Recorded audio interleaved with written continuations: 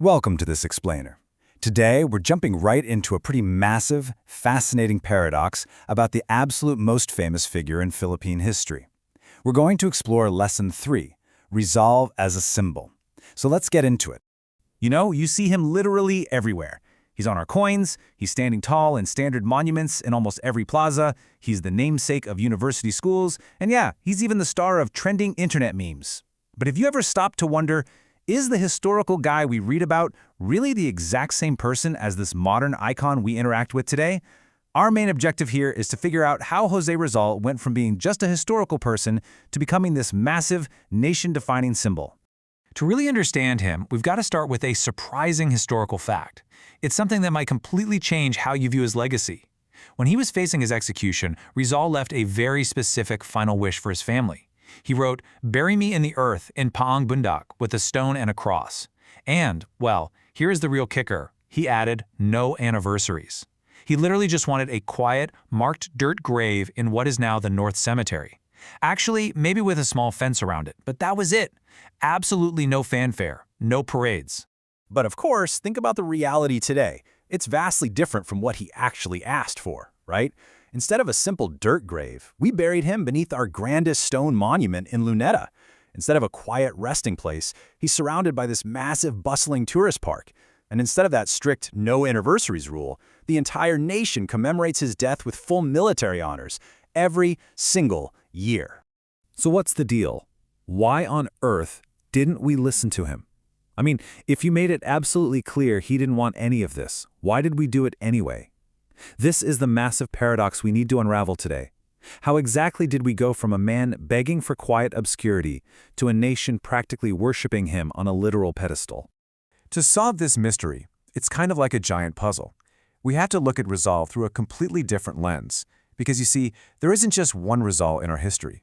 There are actually two completely different Rizals that appear over the course of our history. We have the historic Rizal and we have the symbolic Rizal.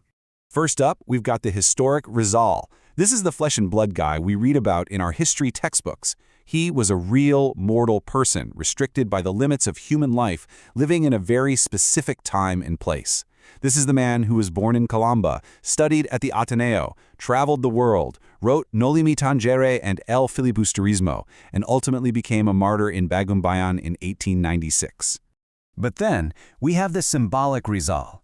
This is the second Rizal, the modern icon. It's that towering monument in Luneta, his face stamped on the 1 peso coin, the figure some groups literally revere as a Tagalog Christ. He's an icon of rock music and, for sure, the subject of countless culturally relevant social media memes. This version of Rizal is constantly being manipulated and given brand new meanings by everyone from artists to everyday citizens.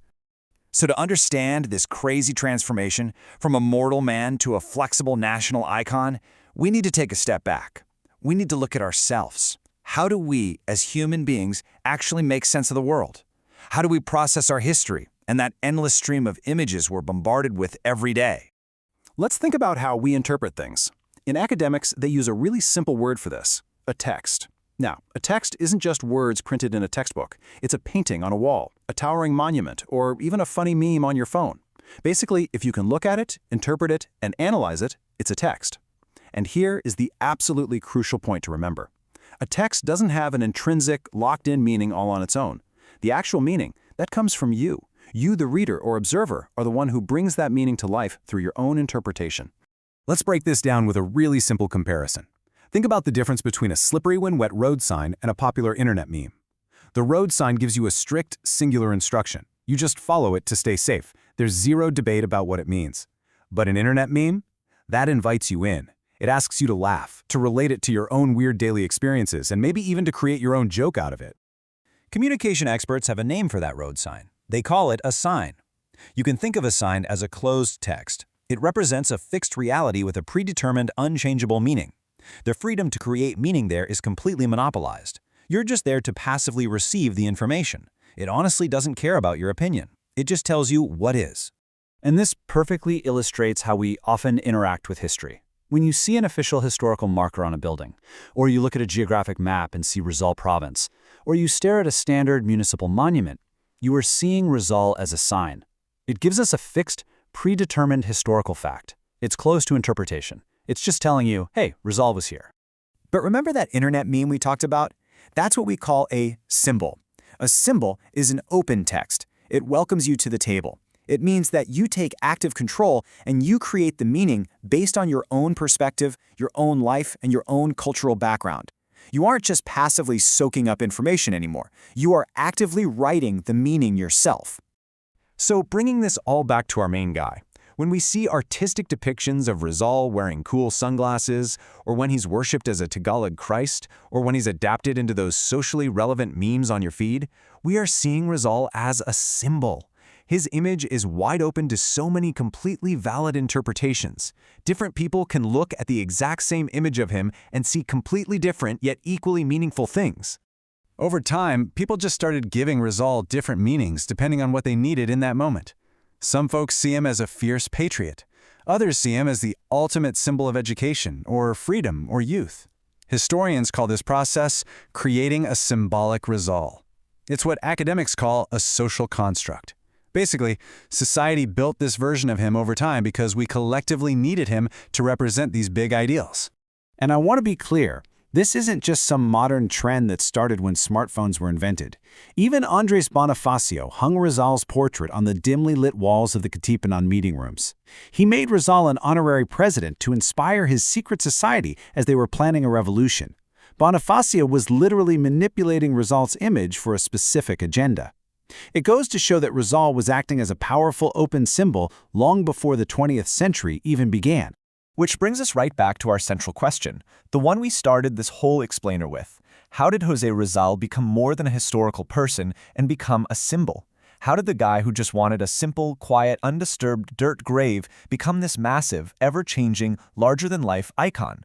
The answer is actually pretty profound. A society needs symbols to build a sense of community and national solidarity. We didn't listen to his dying wish because the nation needed a symbol way more than it needed to fulfill the final request of the historic man. Rizal's image continues to shape Filipino identity today for one simple reason. Citizens continually make his image relevant to their own lives. We read him, we interpret him, and we apply him to our modern struggles. Once you understand this, you realize that every time you share a meme of Rizal or walk past his monument, you're actively participating in shaping our identity. Since the symbolic Rizal is an open text, a symbol that you literally have the power to control and interpret, I want to leave you with this final thought to chew on. What is your version of the symbolic Rizal? Look past the heavy history books for a moment. What does he actually mean to you today?